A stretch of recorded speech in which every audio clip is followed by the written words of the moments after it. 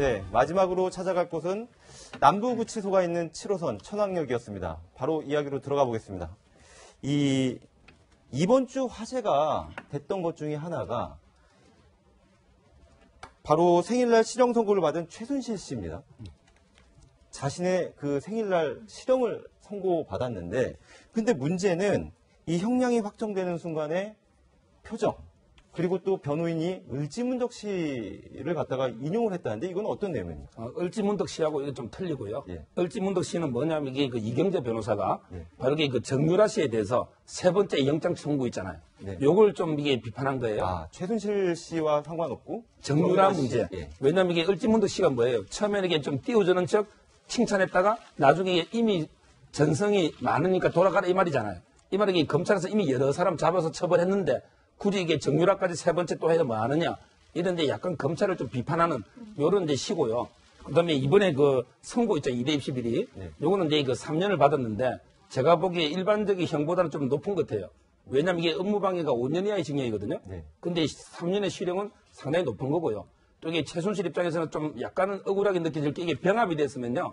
보통 이게 우리가 법조계에서 하는 말로 묻어간다는데 이게 박근혜 대통령처럼 18개 범죄가 병합이 돼 있으면 가장 무거운 죄, 뇌물죄 2분의 1 가중한 범위 내에서 이게 형을 정하거든요. 그럼 이게 따로 3년을 더 안 살아야 되는데 이게 아직 병합이 안 돼가 따로 선고받는 바람에 3년을 더 살게 되고요. 이게 만약에 항소를 해가지고 병합시킬 수 있으면 묻어가지만 항소가 안 되면 제가 보기에 3년을 별도로 더 합산해 살아야 됩니다. 네. 네, 사실 어제 그 재판관의 판결문 그렇죠. 자체도 여러 가지 좀 화제가 많이 됐어요. 그렇습니다. 자녀가 잘 되기를 기원하는 어머니의 사랑이라고 하기에는 너무도 많은 불법과 부정을 저질렀고 그 결과 딸인 정유라를 공범으로 전락시켰다. 이런 내용이 포함됩니다. 그러니까 정유라 씨가 공범이라고 얘기한 것도 좀 눈에 띄는 대목입니다. 사실 보면 판결문이 이렇게 법리적인 문제를 가지고 많이 이렇게 돼 있는데 특이하게도 최순실 씨 판결문을 보면은 준엄하게 꾸짖는 듯한 내용들이 굉장히 많이 들어가 있거든요. 요즘 이게 뭐 고선을 인용하거나 이런 고사성을 인용해서 판결문에 꾸짖는 게 상당히 있어요. 전두환 대통령 판결문도 그렇고 아마 이게 어제 김수정 부장판사님이 네. 양형을 정하면서 형량이 이게 이례적으로 좀 높다 보니까 아마 이게 그런 준엄하게 꾸짖는 게 들어가지 않을까 이렇게 예측합니다. 네. 근데 지금 최순실 씨 같은 경우는 워낙 받고 있는 이제 그 범죄 혐의가 여러 개여서 저도 좀 헷갈릴 정도인데, 근데 이제 궁금한 게 이런 거예요. 이게 뭐 잠깐 설명을 해주시긴 했지만 여러 가지 그 죄목에 대한 형량을 뭐 3년, 5년, 뭐 10년 이러면 다 합쳐서 한꺼번에 받는 건지 아니면 이게 어떻게 되는 건지. 그거는 이게 잠깐 말씀드리면 미국하고 우리가 틀려요. 미국은 이제 병합주의라 다 합칩니다. 10개 범죄가 있으면 10개 범죄를 합쳐버려요. 그래서 이게 미국은 징역 300년, 500년도 있어요. 네. 근데 우리나라는 그게 아니고요. 우리나라는 이게 여러 개 범죄가 있으면 가장 무거운 죄, 장기의 2분의 1까지 가중한 범위 내에서 형량을 정합니다. 네. 예를 들어 박 대통령이 18개 혐의가 있잖아요. 네. 그럼 이게 가장 무거운 뇌물이죠.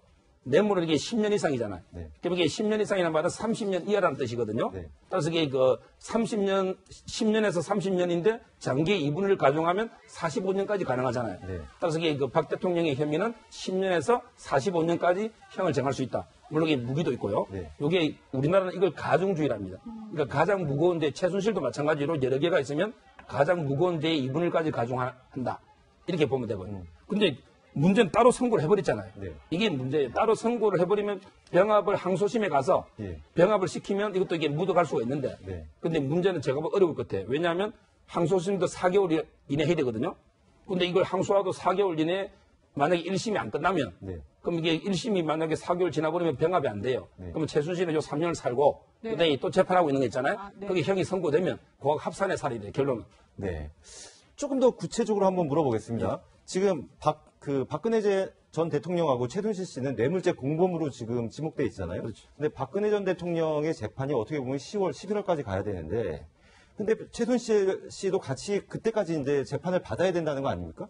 그래서 이게 제가 병합이 어렵다는 거예요. 네. 왜냐하면 이게 그 항소심도 4개월이기 때문에 무조건 못 기다려주잖아요. 네. 그럼 이게 그 10월 달만 돼도 이미 4개월 다 돼가고, 따라서 이게 그 이화여대 입시비리는 따로 가고, 뇌물은 따로 간다면 제가 보기 이 3년을 살고, 그 다음에 그 뇌물에 대해서 또 유죄가 10몇 년이 넘으면 이게 두 개 합쳐서 살아야 됩니다. 네. 최순실 씨에 대한 재판은 계속되는데 저희가 좀 지켜볼 필요가 있을 것 같습니다.